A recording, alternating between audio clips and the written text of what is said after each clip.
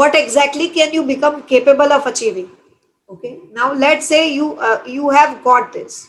Okay, you have got a very comprehensive idea of what international business laws are like you have understood what the how the contract related negotiation and dispute resolution mechanisms work, how enforcement works, how is litigation taken in that country. You have a decent idea. You may not go into the depths of it, but you have a fair bit of an idea of how it works. Okay, so if you are aware, okay, what can how can the things change, okay, what can you become capable of achieving if you secure this idea. Okay. You can now evaluate deals for their potential legal downsides.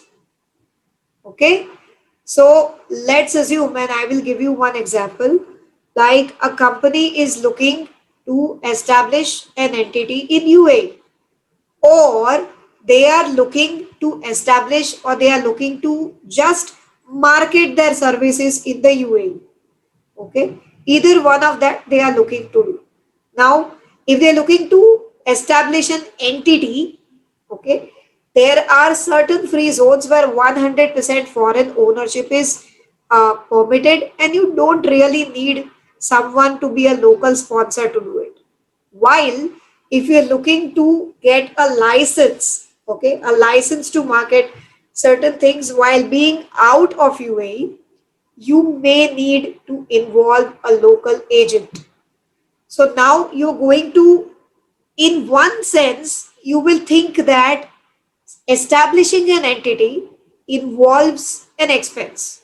Okay, so normally people will think that why do I create a new entity, or why do I create a new setup? Like it's going to only increase my expenses. It's going to increase my lot of different things like requirements and all of that. Okay, and instead I can just like market my services. But now you have to think that is it worth involving a local agent. Okay, so you will be able to evaluate deals like this because you are aware what the law needs. Okay, so you will be able to evaluate the deals for their potential legal downsides. Okay, you can steer your business transaction in such a way so that you achieve your business objectives without falling out of place with the law. You have a very clear business goal when you are venturing into another country. Okay, you have decided what exactly you want to do. Okay, so very clear business goal when you are looking to do that. But being aware of the law will help you shape or steer your transactions in such a manner, strategize your transactions in such a manner, right? Everyone with me until now? Any questions that you guys have on this? Anyone has any specific questions? Guys?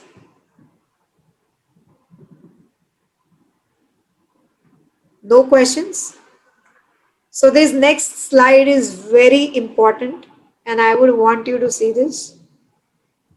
Remember, you understand your business objectives much better than the lawyers who advise you. Okay, and you will now understand the law much better than the business heads who are supporting you. Okay, so when you have business teams or investment teams specifically, I have seen this. Investment teams, they can be incredibly optimistic when they are going out and they are putting money into something. They are like, wow, we are going to get incredible amount of returns, and they will make a really flashy presentation before the board, and they will say like, they'll bring all of the ROI and everything forth. Okay, these are business heads. These are like investment guys. They are looking at like, putting the money at in specific places. So they're really optimistic. They're really aggressive about like, let's go and do it. Okay, and then there will be the lawyers who will be like, in this situation that they will advise you that this is what the law is. Okay, and this is what needs to be done. Okay, they will tell you, okay, you can't do this. Okay, that is not permitted by the law. Okay, So, but now you understand the business objectives better than these guys. The lawyers will tell you that, like, this can't be done. So then you will think of what is the other way. And you will also understand the law better than the business heads who are like, jumping, becoming aggressive and wanting to put investments in a lot of different places. I've seen this. I've seen investment heads like, really optimistic, very aggressive, and they will like, let's do it. Let's put the money into this. So you will now be able to seamlessly communicate with the regulators because you understand like what position this regulator is, what is the kind of problems they can create. Okay, and you will also understand the lawyers and consultants in another country. You totally get what they are stating. Otherwise, it's like it sounds Greek. Okay, for someone who is in an operational zone and leading or steering the business of the company, it is like I what is this like? I can't get it. I don't want to get into this zone. This is the objective I want to achieve.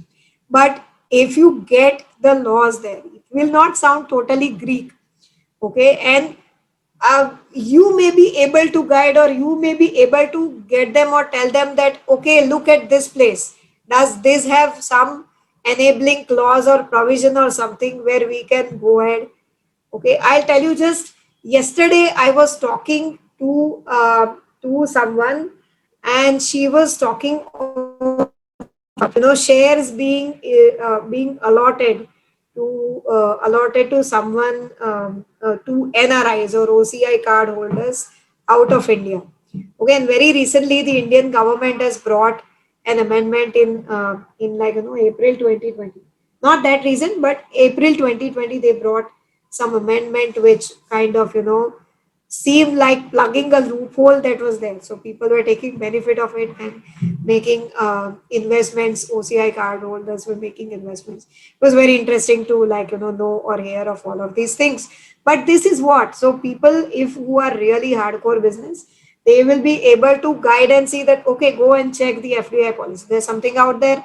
Go and check this. Is there something out there? So they might even like direct there.